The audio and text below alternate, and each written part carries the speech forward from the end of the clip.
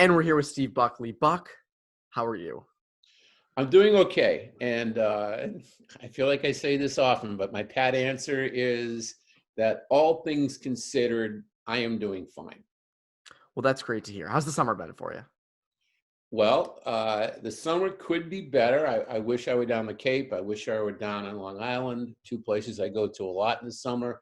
And I wish I were preparing for the old-time baseball game, our little summertime celebration of baseball that we've been doing since 1994, but because of the pandemic and social distancing guidelines and groups of 50 or more and so forth, we just decided we had talked about maybe having it in September or October, a scaled down version, but we've decided just to put it off till next year. Yeah, the weird part is this doesn't seem to be getting any better, or it does. We don't know when this is going to get better. So it's a September or October could be worse. It could be a little better, but it's so hard to tell and to have to reschedule it just over and over. I feel like it's funny you should say that because it was back when this all started in March.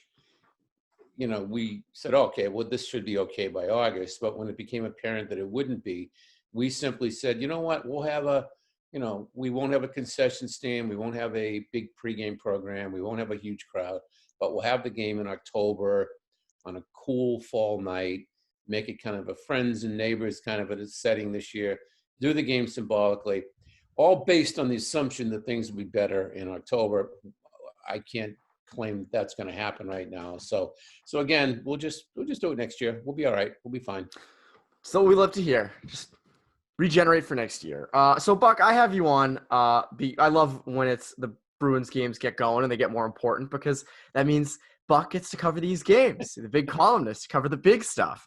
You get to that point in your career where you're at the playoff games. You know, for each team, you're mainly Red Sox and Patriots. That's let me explain what happens with sports in this town. Because all four teams have been competitive for so long, the Red Sox often take up my attention into October because they frequently make the playoffs. And then because every Patriots game is do or die, war, like that, the Patriots take up a lot of my time right up until the beginning of February because they often go to the Super Bowl. Then I've got 2 weeks of spring training, sometimes 3 weeks. And that takes me up into the end of February often. And then March rolls around, and that's when I generally pick up the Bruins and Celtics. It's not like I don't care, but when I was at the Herald, I used to go to a ton of Saturday afternoon Bruins games during the regular season. With the Athletic, not so much. And again, it's because I do more features and columns now. It's a necessary. It does go Red Sox, Patriots, Super Bowl, spring training, Celtics, Bruins, playoffs, and that's kind of the way it's been. And for several years now, it's just like my entire life becomes Bruins in April and May. Now it's become Bruins in August. Who knew? It's nice to have you back. It's nice to have you around. And so obviously the big news, I mean, I said this to you before the show, this records Monday mornings. It comes out Tuesday mornings. Game 4 will have already happened by the time you listen to this. The Bruins could win 100-0. And the story will still not be huge on Game 4. It's Tuukka Rask opting out Saturday morning. That is a huge, huge, huge story. And I want to actually take time to sort of give it justice, to talk about it past maybe its news cycle, because it is so huge. Buck, I want to hear what your immediate reaction to it was when you first saw the tweet, first heard about it Saturday morning. Okay, so you got to go back to the beginning of the pandemic, and sports got shut down. We didn't know when or if sports would begin again. When it became apparent that the different leagues were going to have some semblance of seasons, alternate sites, bubbles, all the different machinations that were put in play, I was under the impression that we all said if players want to opt out for personal reasons, family reasons, health concerns, and so forth, then we need to understand that. I thought that we had all agreed upon that. Now we find out there are conditions attached. And Rask has had several missteps that brought into play the latent, the way we're looking at it now, that we didn't look at it before. In other words, oh, he opted out once it started as opposed to before. Okay, that seems to be a bad thing. He didn't tell his coach. He told Donnie Sweeney. He didn't tell Cassidy. That's another bad thing. Now, we're kind of reinventing the rule book here as we go along. If we agreed that players could opt out because this is a trying time in American history, world history, sports history, everybody's lives are upended. Everybody has a personal crisis with which to deal. I'm not you. You're not me. I'm not him. He's not you. We can't put ourselves in the bodies of these other people and understand how they feel. Now, you're going to be a senior at UMass. You will not have a normal senior experience at UMass that I had at that very school in the fall of 1977. I can't possibly fathom what you're going through with that, because my senior year was woo. I had a great time. You're going to miss that. I can't understand what you're going through. We, Bruins fans, everybody can't understand what Rask is going through. So I say, this is just me. I can't govern other people's thoughts. This is just me. If he has issues at home, if he's not right in the head, if he's in a good place, go home, fix it, deal with it. We'll move on. Others have a different view. This is my view. Yeah, so I think you're 100%. I agree with you on the whole aspect of like, go home. You know, I mean, family comes first before hockey. Like, again, this is just a game. This is just a game. And we sort of forget about that a lot of times. Obviously, the cup, going for that is very important. We're not saying it's not. This is why we have jobs. And we've both said this before. But it is important to go home. Now, if you read between the lines, you can sort of see, you know, Dale Arnold said there was a family emergency. Then now Rask says everything's okay. Sweeney says the family's healthy. There seems to be something. But again, it's not our business. And we're never going to know. And we never should know. It's not our business to know. It's his privacy. Who cares? What I will say, though, is from all of this, the one thing that did kind of rub me the wrong way was he didn't tell Cassidy. That doesn't, by the way, that does not invalidate what he did. It doesn't say, well, now you can't opt out. You didn't tell Cassidy or the team. But I do think that has a very negative impact, or somewhat of a negative impact, on his relationship with Cassidy and his relationship with the team. I do think that impacts it. I mean, I would think in a normal situation, and granted, this is not a normal situation. This is not something that happens every day. This isn't, you know, these circumstances are literally once in a generation, once in a century type thing. I mean, pandemic we don't have very often. You've lived a lot longer than I have. This is both our first pandemic. Hell of a lot longer. So congrats to us on living through our first pandemics. Yes. It took me a little less time, but there you go. But I do think that you would think that a player would get on the team bus and say, guys, I have to go home to my family. Okay, I'm sorry, but I have to go home. What do you think about that? Counter that. Here's what I'm going to counter it with. A couple of questions. Do you believe that there is a thing called angst? Yes, I have it. Okay. Do you believe there is a thing called depression? Yes, I do. Do you believe that there is a thing called mental illness? Oh, 100%. Okay. So I'm not saying that Tuukka Rask is suffering from mental illness. I'm not suggesting that I have a handle on what his angst and or depression is. All I'm saying is that we can't think as Tuukka Rask thinks. Correct. And the logical, mature, professional, grown-up thing to do was to go to Cassidy's room, to sit down with him, to say, Coach, this is how I feel. And then go talk with the players. Hey, guys, hey, boys, this is how I feel. But that is taking the situation and putting it in the norm where everything is pristine, which it is not. So I don't know exactly when he made this decision and how he made it. And for all I know, he may have gotten off the phone with his family at that very moment that Sweeney's walking by his room and he opened the door and there's Sweeney. Now, obviously, I'm creating a real scenario to make my case here. But all I know is that if this were normal circumstances and he had a decision to make that affected the team, yes, he would walk into the dressing room and notice that I used the word dressing room and not dressing room. Welcome back. Hockey, it's a dressing room, and baseball, it's a clubhouse, In basketball and football, it's a locker room. So anyway, that if there were normal circumstances, I would chide in for this. You would have every right to do so. Everyone, Bruins fans would have a right to.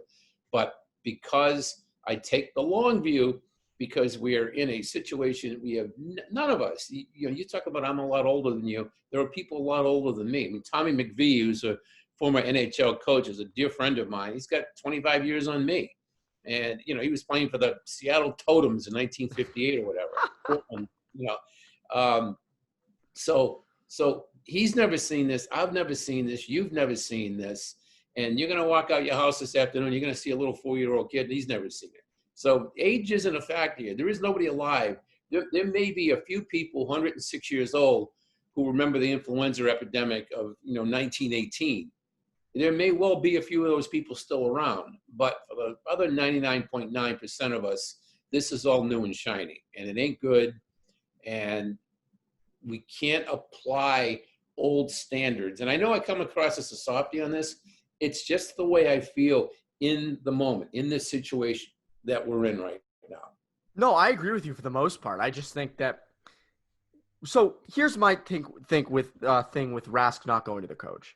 By the way, going to Sweeney first and Neely is the right move. They are the player personnel people. That is people say do the paperwork. Yes, like they are the people that you would go to. They're the ones who would give you the okay to go home. You can't just tell the team or tell Cassidy and run off. You do have to tell Sweeney. So telling Sweeney was not the wrong move by any means. And by the way, you're right. This is all new. But I want to bring up something that Kevin Paul DuPont wrote in his column. I believe it ran Sunday. He said, "What we do know with absolute certainty, though, is that Rask now twice has proven he is unable to balance being both family man and franchise goalie." He was referencing the time he took a leave of absence in November of 2018. "That's trouble. That's no way to run a hockey team, never mind to survive 4 grueling rounds of postseason play and capture what would be the franchise's 7th Stanley Cup." Now, that's harsh, but I will say, by not telling Cassidy, by not telling the team, by potentially rubbing a small portion of the team the wrong way, he's got 1 year left on his deal. What does this do for his future in Boston? I read Kevin's piece. Kevin obviously has forgotten more about hockey than I do. He's a dear friend of mine. Where I disagree with him is that he's looking at it through the lens of hockey. I'm looking at it through the lens of health. And if you take literally what Kevin is writing, it's like, okay, you can have angst once, but you can't have it twice. Mm-hmm. And I'm going to say, look, it's going to be tough for Rask to come bouncing back into the locker room, in the dressing room, next year, and pick up where he left off.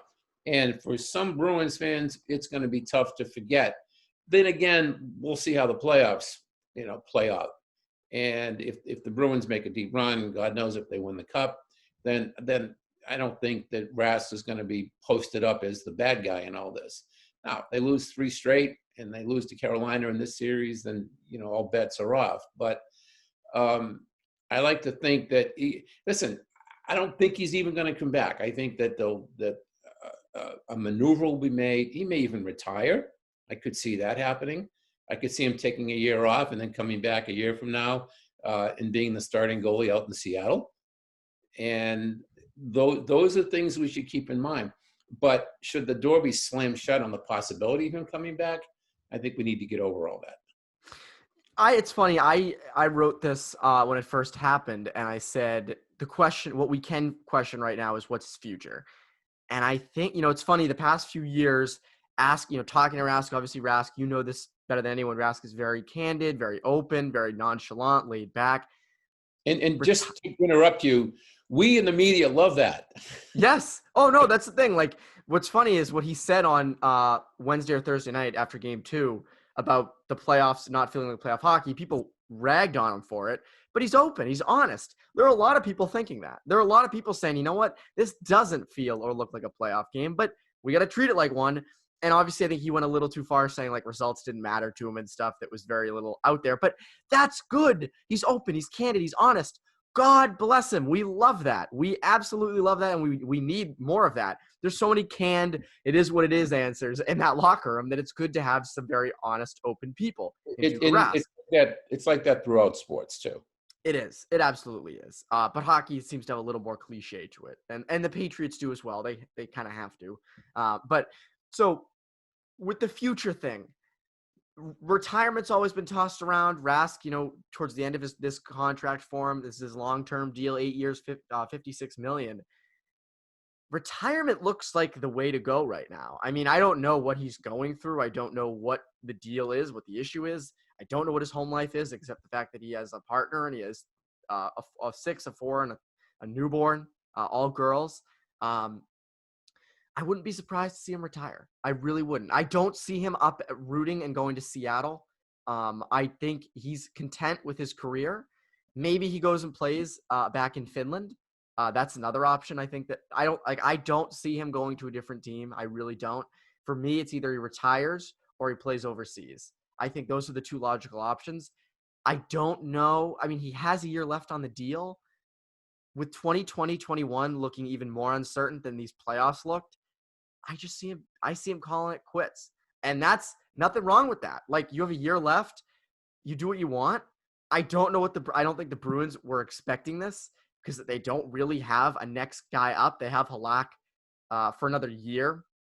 They just re-upped him on, but they don't really have anyone in the farm. I mean, they have a few good young goalies in the farm system, none who are really ready for the NHL yet. So, I mean, yeah, this puts the team in a horrendous position. And I think, it's funny. I saw this tweeted, like, I never thought I'd see a weirder ending in Boston than Tim Thomas.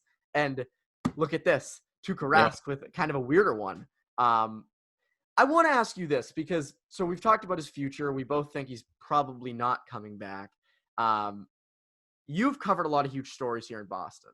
And I think this Rask story, the reason that a team went to their championship last year, the main reason why was Tuukka Rask.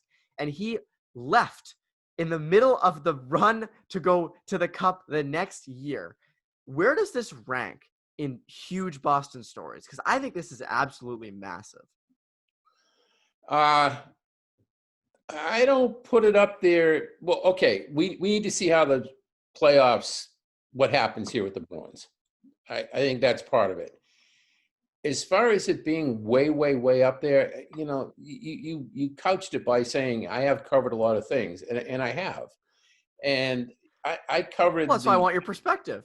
Well, I mean, I remember the exodus of Bill Parcells after they lost the Super Bowl, the '96 Patriots. And then he tried to become the head coach of the Jets, except that he was still under contract with the Patriots. And I was there in Weeb Eubank Hall in Hempstead, New York, the Jets training facility, when they announced Bill Belichick as the new head coach of the New York Jets, with Parcells going to be a consultant. And they actually had a speakerphone that Parcells was not there. Belichick answered the coaching questions, and there was a big speakerphone, and everyone was asking it was all a sham to get the Patriots to let him out of his contract. It was the dopiest, weirdest thing. I still haven't had anything that matched that, with Mad Dog Russo asking Parcells a question. Parcells didn't want to answer it because he knew it was Mad Dog. And Parcells' old trick was, who are you? Who? Like pretend he doesn't know who you are. Who are you? Who is? I can't hear you. And Russo gets up and walks to the front of the room and leans into the speaker and goes, I'm Chris Russo from WFAN. And I'm sitting there saying, this is awesome. We're never going to see this again. And so I've covered stories like that. I covered Pedro. I covered Kurt Schilling, Bledsoe, Brady, Kraft, Belichick, Parcells. The Patriots have won 6 Super Bowls. 1, 2, 3, 4, 5, 6. The Red Sox have won 4 World Series. The Celtics have won an NBA championship. The Bruins have won a Stanley Cup. I'm one of, I think, 5 people who has seen the championship game for all of those 12 championships. That's incredible, by the way. Myself, there's Dan Shaughnessy. I think Jim Davis, photographer from the Boston Globe, Mike Lynch from Channel 5, and a few others that we've been there for all of them. And so where does this rank up there? There's a lot of competition for those laurels. I'll leave it at that. So let's focus more Bruins stories. I feel that this is maybe the second biggest Bruins story of the past 10 years. Just look at the past 10 years. You have the Sagan trade. Tim Thomas's departing was a little weird. I mean, it was it came before the season because it was before the lockout, so people didn't know if there was even going to be a season. So I don't think people really took it seriously at the time until the season came and there was no Tim Thomas. But this, again, is your star goalie, your franchise goalie, opting out in the middle of the postseason run. I think this is up there, if not maybe the biggest Bruins story of the past 10 years. Well, weird, nutty stories, yes. Non-game related stories. Well, I'm trying to think. Okay, here's one that comes to mind, and it goes beyond your 10-year window. But if you go back to the early stages of the 2007 season, when Bergeron in the Flyers game, was it Randy Jones? Randy Jones hit him from behind. And just to give you some context here, I was in the press box at Coors Field in Denver because the Red Sox were in the World Series, and that was on the pregame going into game 3 out in Denver. So we saw it on replay like an hour after it happened. And then the World Series ends. The Red Sox win the World Series. We're back in Boston a week or so later, and the Bruins had a press conference for Bergeron to talk with the media. And he had been concussed, and he had all kinds of other injuries. And I remember they announced that he would answer, I think, 5 questions in English and 5 questions in French, because there were French Canadian media on hand because he being from Quebec. And I will never forget, and I've written this often, that Bergeron walking in there and being helped into a chair. And what I wrote then, and I've used this line a lot, he looked like an old man on a red line train being helped, trying to get into the chair, into a seat while the train is moving, being very careful and shaky and all that. And I remember thinking that day, he's never going to play again. And hoping, he's such a terrific guy, and I hoped that I would be wrong. And of course I was. He missed the remainder of the season and came back and has been forging a Hall of Fame career ever since. But when I think of big Bruins stories that are cataclysmic, that really caught me emotionally and in every other way, I think of the Bergeron press conference after the hit against the Flyers. That is a good one. I think people often forget that his career very easily could never have happened after that moment. I remember how big that was. I mean, I was just in youth hockey back then. And I remember like every kid talking about that. We went through like drills at practice. Hitting from behind was like a thing after that. You know, like, oh, you can't, don't, if you see numbers, don't. That's when they started putting like stop on the back of kids' uniforms. So if you saw that, you didn't hit them. It was a big thing. I mean, like, doctors went over it with us because they knew we played hockey. Oh, did you see the Bergeron hit? It's funny. You mentioned being out at Coors Field and seeing it an hour later. What's so funny is nowadays you would see that 30 seconds after it happened, no matter where you are in the world, which I find incredible that that's like a thing, but it is. Well, just to add to your story, not only was it 2007, so it was 13 years ago. To make matters worse, it was Game 3 because it was their first home game of the World Series. Internet was almost non-existent in the press box.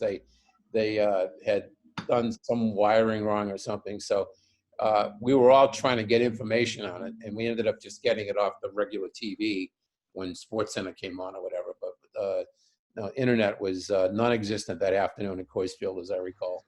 Oh, that is just so like agitating. Like, talk about angst. Just like, oh, I want to see it. And that's just because my generation, we get anything we want whenever we want when it comes to internet stuff. So sucks to be good, doesn't it? It does. It's terrible. So I want to hear your perspective on this. How do the Bruins move forward from this? How do they do with Jaroslav Halak in net for this postseason? I think they already have. I think they addressed that with the stellar performance they put up against Carolina on Saturday. I want to keep calling them the Whalers, by the way. It's in my head. But there was that moment where Halak, there was that when he tried to clear the puck up country. And, oh my God. I mean, so I played a little pickup hockey back in the day, and I was a goalie, and that was so me. That's the reason I write about these games, is because that's precisely what I would have done in that situation.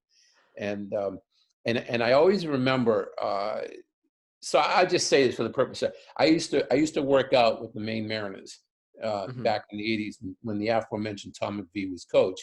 And one of the goalies was Craig Billington, who later played with the Bruins. And they would suit me up for practice, and I would just just for fun. Tommy liked me. And one of the things, I mean, I couldn't do anything compared to what those guys could do, but at least if you took a slap shot from the blue line, I could put my glove out and pretend I was going to make the save before it went under my glove. Mm-hmm. But the one thing I couldn't do was precisely the kind of clearing pass that he failed to do in that game. Goalies have these massive forearms, and with a flick of the wrist, they could send the puck to the moon and back. And the people always ask me what it was like practicing with the Maine Mariners, and I always go back to clearing passes by goalies. They could and it would just like boom up, and I would do it, and the thing go like 4 feet. And there's that wrist action that a really good goalie has. And high school goalies have it too, and college goalies. It's just that was a skill that I seemed to lack. I didn't have the forearm or something. So whenever it doesn't work, and it happens once a year, and you see it, and it looks absolutely horrible, I always think of how talented goaltenders are, that they can do that so well. And he just screwed up. It's he didn't see that there was company at the door. I don't think it had anything to do with the moment. I don't think he was in pressure like right from the get-go, like 10 seconds of the game. 15 shots in the first period. What's that? 15 shots in the first period. Yeah, plus Marchand goes off in that stupid penalty, which really wasn't, like just seconds into the game. So right away they're a man short. So I think he weathered the storm. I don't think he came back out nervous and like, oh, I'll do this stupid clearing pass. That's dumb. I don't connect that, except when it did happen, they were up 2-0, and everybody's immediate thought was, oh, here it goes. And they're going to give up a power play goal, then they're going to give up a tying goal, then they're going to lose, and they're going to lose 2 more, and then they're going to be eliminated. And as I wrote in The Athletic, it looked in the moment like the bookend to Rask's decision to opt out was going to be that play right there where they gave up that goal. That those two were going to be twinned up forever. Now it's forgotten. I know. Now no one cares. It's funny. Steve Conroy tweeted, Rask had 2 options, and he chose the third. I read that. That was a good line, yeah. But it just, at the time, I saw that, and I said, oh, my God, here it comes. Here it comes. They're going to blow this game. Halak is going to be, have real trouble the rest. But, Cassidy said after the game, Marchand stood up on the bench, said, guys, this isn't going to affect us. We're fine. And lo and behold, guess who scores the empty netter to win it, or to give some insurance? Brad Marchand. So my prediction is they rally around Halak. I know it's a very optimistic prediction, a very one-game type prediction, but they always seem to play well in front of Halak. And I do think in this series, they do come out on top with Halak in net. I'm very interested to see how far they go, because if you think about it, if they win a Stanley Cup with Halak. Are you wearing a Carolina Hurricanes t-shirt? No, it's a regular red athletic t-shirt. I know. But if they win a Stanley Cup with Jaroslav Halak, that would be 2 cups Rask would have that he wasn't the starter for. So that elusive Stanley Cup as a starter would always precede him, but he would have 2. He would technically have 2. And I just think it would add such an element to that and such a weirdness. Like, what a weird 2020 thing. Put his name on it, right? He would get his name on. Oh yes, absolutely. Okay, just want to clear that up, because I've heard some. If they win the cup, his name can't. No, so I like the people after he said it doesn't feel like playoff hockey things, that Cassidy should barge into his room, kick him out of Toronto, send him home, and never let him start again. Which is ironically what's now might happen, but it had nothing to do with the comment after Game 2. Buck, I want to say thank you for coming on and doing this. My pleasure. Your first time, hopefully not your last. Is there anything you'd like to promote before you go? I would like to promote The Athletic. Go read The Athletic. Read my stuff. Read Fluto. Shinzawa writes hockey better than anybody in the world, and it's like he wrote like 33 stories last month, I saw. And so I think with him on the beat, me writing the columns, and our tremendous national staff all around the country, I think we've got the Stanley Cup playoffs covered pretty well, I like to say. the beauty of the Athletic is it takes hockey very seriously, and it's like a very main part of coverage. Seriously, it's not just what we've got in the States, Fluto and Sarasev and all these other people. Canada, the Athletic is huge in Canada, and in fact, I frequently do radio hits with Toronto and Montreal because they read the Athletic, and I just did the morning show in Toronto an hour ago, and I do Montreal. Knuckles Nyland is from Boston, and Chris does a radio show up in Montreal, and he has me on a lot, and they frequently get calls about stuff we run. So the Athletic is quite big in Canada. It's good to see. It's good to see hockey getting bigger, coverage for it getting bigger. But again, Buck, I want to say thank you for coming on. For CLNS Media, I'm Evan Marinofsky. You Bruins Beat listeners, enjoy the games. Have a great rest of your week.